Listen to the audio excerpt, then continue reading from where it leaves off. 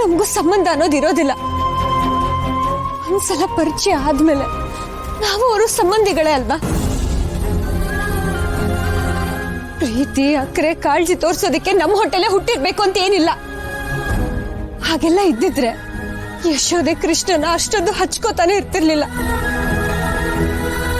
ಪುಟ್ madam ನನ್ನ ಭೇಟಿ ಆಗೋಕ್ಕೂ ಮುಂಚೆ ನನ್ಗೂ ಅವಳಿಗೂ ಯಾವುದೇ ತರ ಸಂಬಂಧ ಇರ್ಲಿಲ್ಲ ಬಾಸು. ಆದ್ರೆ ಒಂದ್ಸಲ ಅವಳು ನನಗೆ ಪರಿಚಯ ಆದ್ಮೇಲೆ, ನಾನು ಅವಳ ಜೊತೆ ಎಲ್ಲ ಓಡಾಡಿದ್ಮೇಲೆ ನನ್ಗಳು ಒಂಥರ ಮಗಳ ತರನೇ ಆಗ್ಬಿಟ್ಟಿದ್ದಾಳೆ. ನೋಡಿ ಬೋಸು, ಗೊತ್ತಿಲ್ಲದೆ ಇರೋರ್ನ ಕಾಪಾಡೋದು ಉಪಕಾರ ಆಗ್ಬೋದು, ಆದ್ರೆ ನಮಗ್ ಗೊತ್ತಿರೋರ್ನ ಕಾಪಾಡೋದು ನಮ್ ಕರ್ತವ್ಯ. ಪುಟ್ ಮೇಡಮ್ನ ಕಾಪಾಡೋದು ನನ್ ಕರ್ತವ್ಯ ಆಗಿತ್ತು.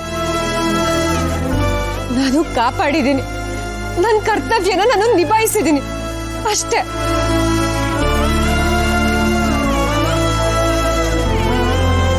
ಎಲ್ಲರಿಗೂ ನಿಂತರ ಯೋಚನೆ ಮಾಡೋಕ್ಕಾಗಲ್ಲ ದುರ್ಗಾ. You are different. ಅಲ್ಲ, ಅವತ್ತು ಅಷ್ಟು ಬೆಂಕಿ ಇದ್ರೂ ನೀನು ಹೋಗೋದಕ್ಕೆ ರೆಡಿ ಆದೆ. ಆಕ್ಸಿಡೆಂಟ್ ಆದಾಗ ಆ ಸಂಜೀವಿನಿ ಪುಷ್ಪನ ಹಿತಂಗೆ ಕೊಡೋಕ್ಕೆ ಆಗುತ್ತೇನೋ ಹೋಪ್ಸ್ನೇ ನಾನು ಕಳ್ಕೊಂಡ್ಬಿಟ್ಟಿದ್ದೆ. ಆದರೆ ನೀನು ಅದು ಹೇಗೋ ನೀನು ಅದನ್ನು ಹಿತ ಕೊಟ್ಟೆ. ಇದೆಲ್ಲ ಹೇಗೆ ಸಾಧ್ಯ? ನಿನಗೆ ಇಷ್ಟೊಂದು ವಿಲ್ ಪವರ್ ಆದರೂ ಹೇಗೆ? It's next to impossible. ಆದರೂ ಹೊಸ ನಂಗೆ ಇನ್ನೂ ಕೆಲವು ವಿಷಯಗಳು ಅರ್ಥನೇ ಆಗಿಲ್ಲ. ಆ ಕಾಡಲ್ಲಿ ಎಲ್ಲ ತಂಪಾಗೆ ಇತ್ತು. ಆ ಸಂಜೀವಿನಿ ಪುಷ್ಪದ ಹತ್ರ ಹೋಗುವಾಗ ಇದ್ಕಿದ್ದಾಗೆ ಬೆಂಕಿ ಹೇಗ್ ಬಂತು?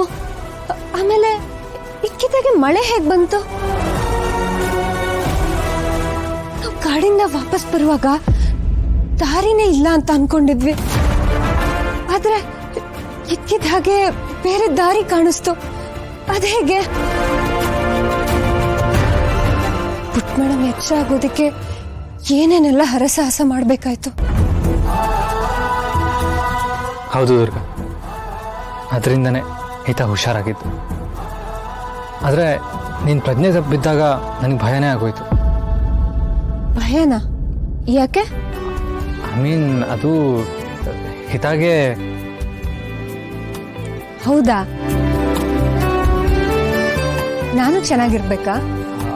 ಐ ಮೀನ್, ಅಂದರೆ ಹಿತ ವಿಷಯದಲ್ಲಿ ನಾನು ಯಾವತ್ತೂ ನೀನು ನಂಬ್ತೀನಿ ದುರ್ಗಾ. But one thing,